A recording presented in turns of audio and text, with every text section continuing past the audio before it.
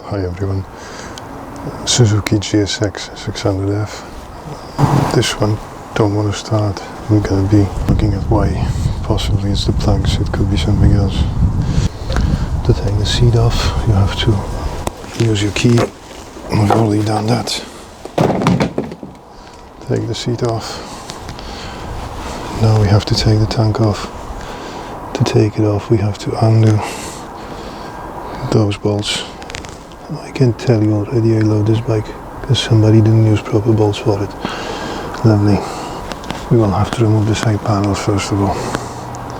So it's going to be this one, that one on the side. That's a battery bolt as it goes. We have to take the belly panel first, and then we have to take the side panels off. Let me take these off and get back to you. After taking the belly panel off, there's two bolts on the sides that you need to take off. I've removed this one as well. Remove this one. This doesn't need to be removed, I just wanted to take it off just to check.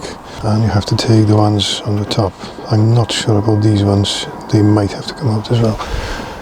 I'm not 100%. And you have to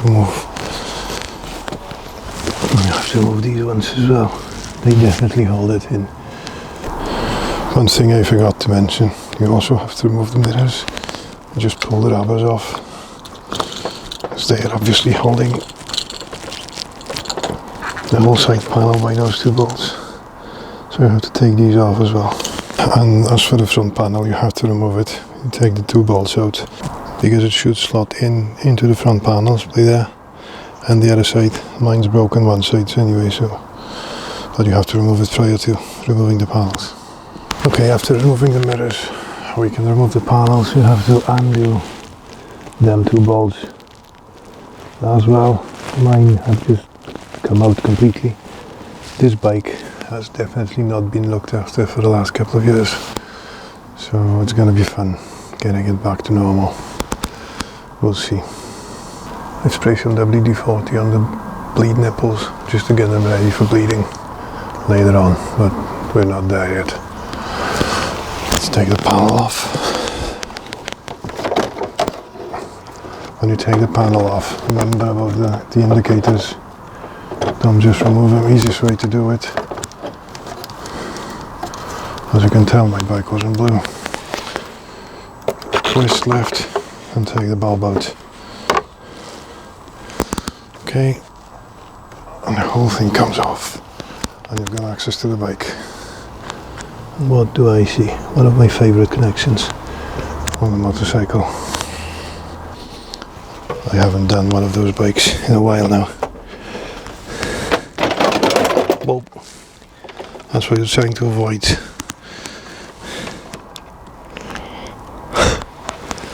Typical, innit? Never mind. After undoing those two bolts by here, you got access to the tank, which we have to remove to get access to the engine. So we lift the tank out, we lift the back up, and then we pull it back because it sits on a bracket in the front. I'm not sure if I'm going to be able to show it. It sits on the bracket. We have to disconnect the vacuum line. You have to disconnect the fuel line. And then we have to do, this is my gauge, the wire on the side are for a gauge. That's the bodge. Lovely. And the leads, as I can tell now, definitely not genuine, because they're supposed to cover the holes and they don't. They just stick around. They're not the right cables for this bike. Right, this is not the best way to check the spark on the cylinders.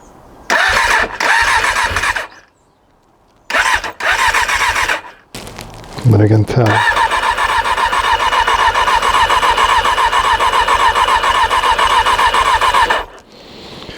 You can tell the flashing. What I've done, these are just simple testers for spark plugs. Where's the box? Not expensive, bought them for £13 from Machine Mart.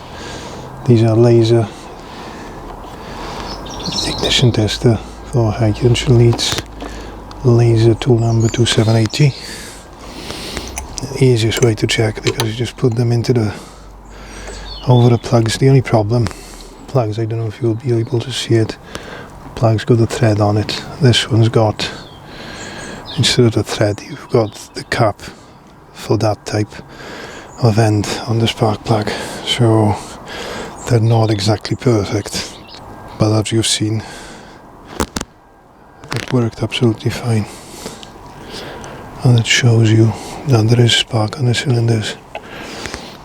Whether they are in the correct order or not, that's another story, but we've got spark, so it looks like more of a fueling issue. Right, I think we're going to leave that to the next part. It's not a massive mileage on this bike, it's only on 28,000, so this should be okay to fix. I'll swap the plugs, check the order if it's correct, and I'm gonna test everything else on the bike, see what's causing it not to start. See you on the next one.